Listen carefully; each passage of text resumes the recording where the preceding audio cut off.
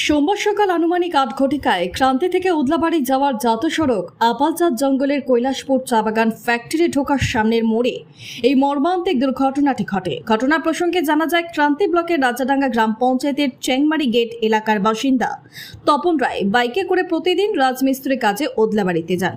আজ সকালবেলা যখন তিনি বাইক নিয়ে উদলাবাড়ি থেকে রওনা হয়, বাড়ি থেকে কিছু দূর গিয়েই আপালচাঁদ জঙ্গলের কৈলাসপুর মোড় এলাকায় পিছন থেকে একটি পিকআপ ভ্যান সজোরে ধাক্কা মারে। ঘটনাস্থলে বাইক থেকে তিনি ছিটকে পড়ে যান এবং সেখানেই আঘাত গুরুতর হওয়ায় প্রাণ চলে যায়।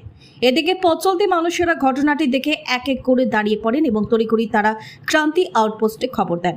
খবর পেয়ে ক্রান্তি আউটপোস্টে পুলিশ প্রশাসন ঘটনাস্থলে পৌঁছে যায় এবং মৃত তপন রায়কে উদ্ধার করে ময়না তদন্তের জন্য ওদলাবাড়ি গ্রামীণ হাসপাতালে পাঠিয়ে দেন। বোলেরো পিকআপ ভ্যানটিকে ক্রান্তি থানায় নিয়ে আসা হয়। এদিকে ঘটনার কথা শুনে পরিবারের সকলেই কান্নায় ভেঙে পড়েন।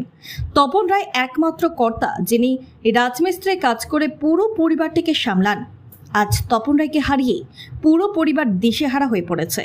আজ চ্যাংমারের সাপ্তাহিক বাজার প্রতি সোমবারই বসে ঘটনার কথা বাজারে এসে পৌঁছালে এলাকায় শোকের ছায়া নেমে আসে। পুরো ঘটনাটি তদন্ত শুরু করেছে ক্রান্তি থানার পুলিশ। একটাই লোক ছিল নাকি? লোক কয়টা যে ছিল সঠিক আমি বলতে পারবো না। মোটামুটি কয়টার সময় এটা? এটা মোটামুটি ধরে নাও আধা ঘন্টা